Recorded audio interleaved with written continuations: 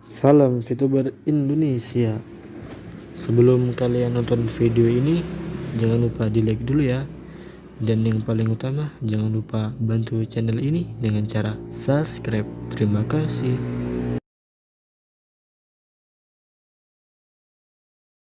Salam paling dahsyat bagi teman-teman semuanya. Malam ini saya ingin membagikan satu tips lagi. Setelah kemarin saya membagikan tentang how to start ya, bagaimana untuk memulai bisnis ini. Kalau Anda ingat, saya kemarin pada poin pertama saya menginfokan bahwa Anda harus mempunyai 20 orang referral dan menduplikasikannya kepada tim Anda. Seperti itu ya. Jadi duplikasi rekrut 20 member. Oke, nah di sini saya tahu teman-teman pasti mempunyai latar belakang yang berbeda-beda ya.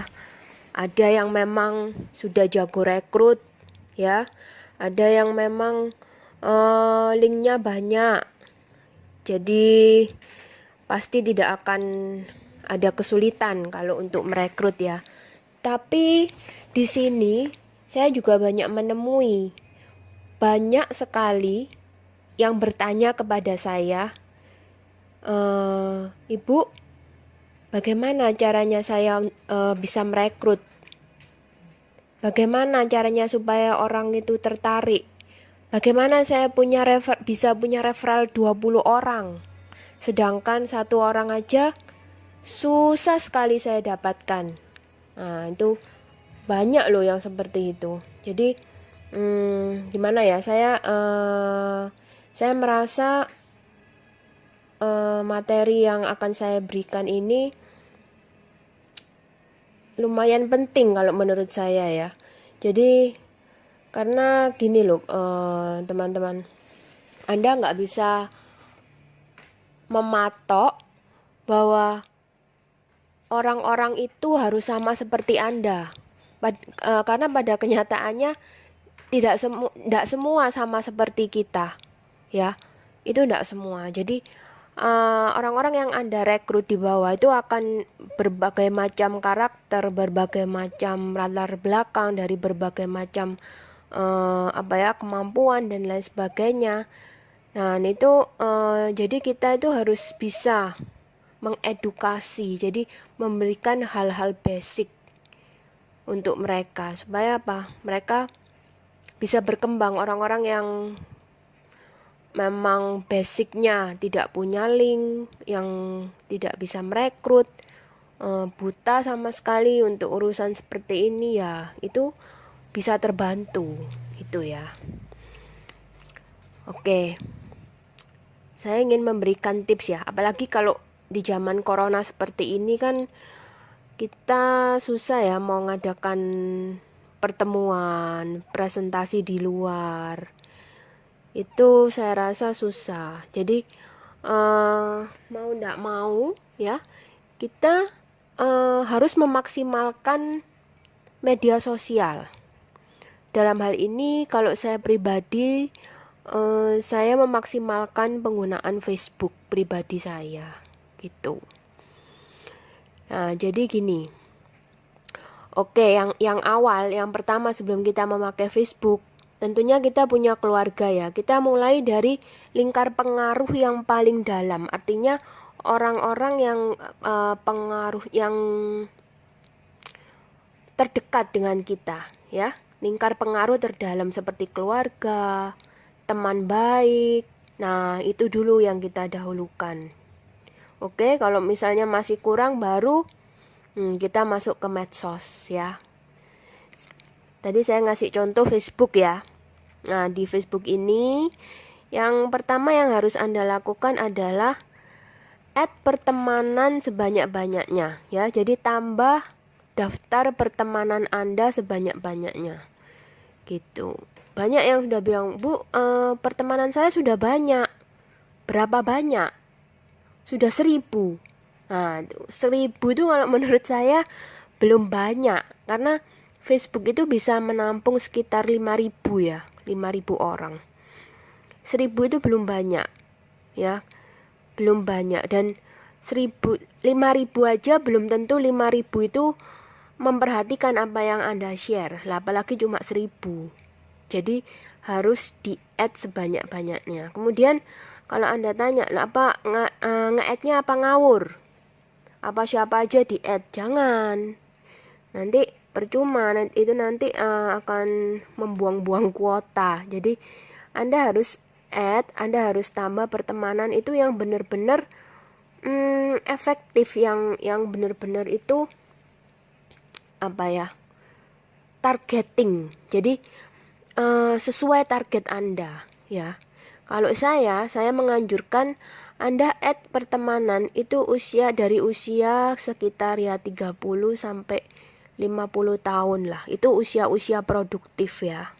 Usia-usia produktif ya, dimana biasanya kalau orang-orang usia segitu itu biasanya udah mulai bekerja kan ya.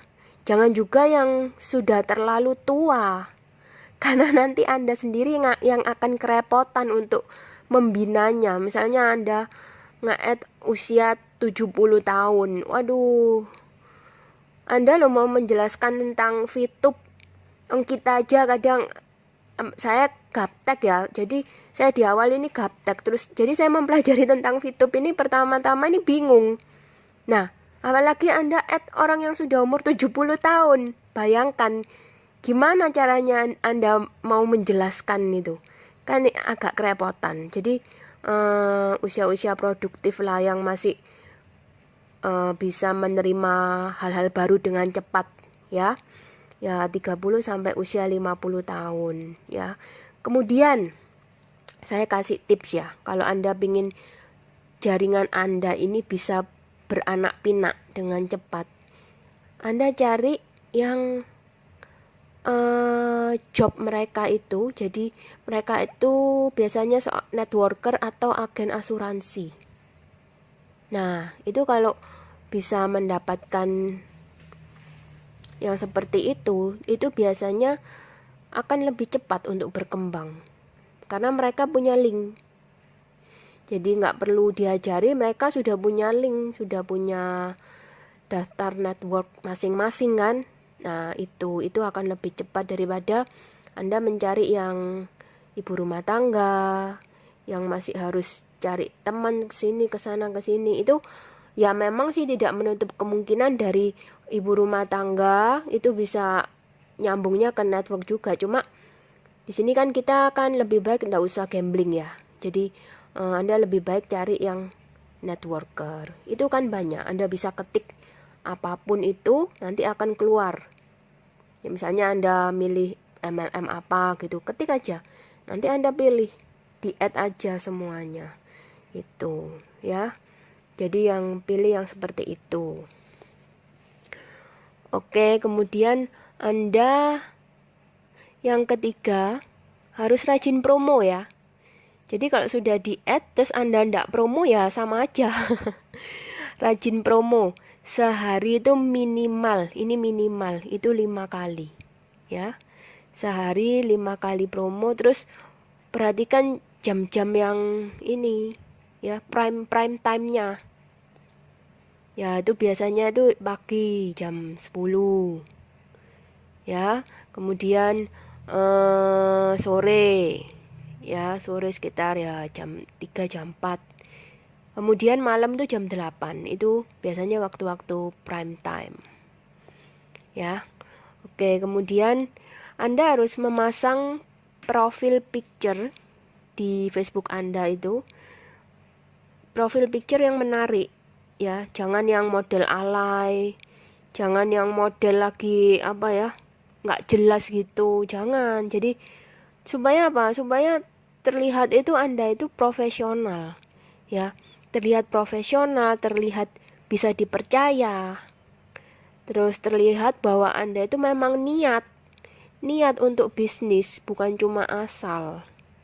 Karena kan ini kan penting sekali ya. Ini karena mereka tidak mengenal Anda loh. Betul kan? Itu tidak mengenal. Jadi kalau misalnya Anda memasang foto-foto yang nggak jelas, kemudian apa ya, jadi itu membuat orang itu belum-belum sudah ilfil. Nah, gitu. Oke, kemudian status-status yang Anda share itu harus pakai cara copywriting yang menarik ya. Copywriting yang menarik itu misalnya seperti gini, apa ya? Misalnya Anda mau jual apa? Mau jual baju misalnya. Coba bedakan ya. Pertama saya tulis begini. Saya mau jual baju, harganya 35.000. Kemudian yang kedua Anda nulisnya gini. Wow, teman-temanku bilang aku lebih cantik loh hari ini. Pasti karena baju yang aku pakai. Nah, itu hasilnya akan beda. Padahal sama, barangnya sama. Barangnya sama, harganya juga sama. Tapi pasti orang akan lebih tertarik dengan postingan Anda yang kedua. Nah, itu teknik copywriting, gimana caranya supaya orang itu tertarik ya. Jadi itu seperti itu. Kemudian Anda harus share gambar-gambar yang menarik tentang VTube ya, yang gambar-gambar edukasi. Pokoknya yang menarik ya. Kemudian atau foto-foto testimoni peraih peringkat, bronze, silver, dan lain sebagainya. Itu harus Anda share. Atau testimoni bonus, bukti pencairan bonus. Nah, itu benar-benar apa ya? Itu hal-hal yang bagus sekali kalau di-share karena itu real. Dan akan lebih bagus lagi kalau itu adalah testimoni pribadi Anda. Tapi memang kalau memang belum ada, ya Anda bisa memakai testimoni upline. Tidak masalah. Untuk awal-awal ini tidak masalah ya.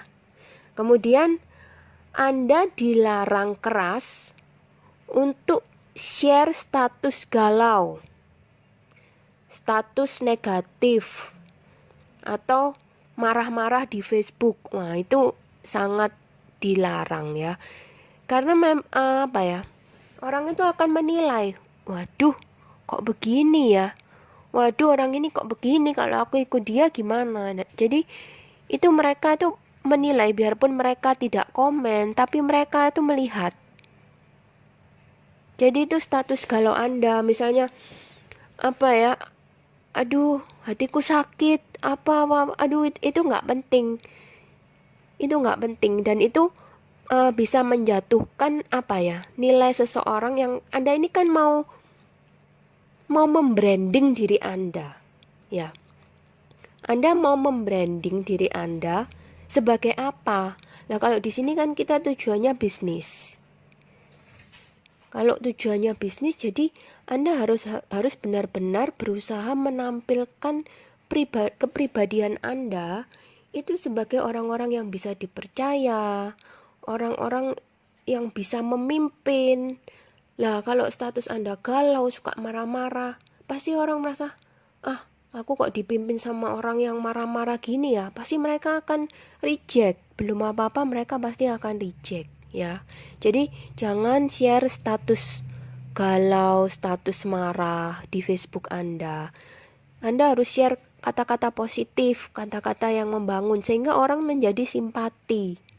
Ya, orang itu senang membaca status Anda walaupun dia bukan mau beli barang dari Anda, tidak apa-apa. Walaupun dia di awal tidak join dengan Anda, tidak apa-apa. Jadi awal itu Anda harus berusaha menarik simpati dulu dari mereka, ya. Kalau orang sudah simpati, istilahnya orang tuh kalau sudah jatuh cinta, nanti Anda mau nawarin apa aja mereka pasti mau. Nah, gitu ya. Jadi jangan apa ya? Jangan Anda berpikir, oh saya sudah nge-add 1.000 orang, 1.000-1.000-nya harus join. Bukan gitu. Jadi Anda itu setelah menambah pertemanan, Anda harus membranding diri Anda dulu. Anda harus istilahnya itu kenalan ya. tapi secara tidak langsung. Jadi supaya mereka tuh mengenal, misalnya si Budi. Oh, ini ada Pak Budi ya. Wah, teman baru ini. Gimana sih kesehariannya? Apa sih yang di-share? Nah, itu. Orang-orang itu biasanya pasti kepo. Jadi mereka sekali melihat, 2 kali melihat, 3 kali. Itu mereka bisa joinnya tuh pada saat mereka melihat yang ke-50 kali itu bisa. Di saat mereka sudah yakin, mereka pasti tanya, mereka benar-benar tertarik, mereka pasti tanya gitu. Ya. Nah, kemudian kalau misalnya ada yang bertanya, ya, ada yang bertanya, ini bisnis apa? Terus ada yang bertanya, mau join dong, misalnya gitu ya. Terus langsung Anda kasih kontak WA Anda atau Anda inbox dia, ya. Infokan WA Anda dan di japri, ya. Nah, setelah Anda japri,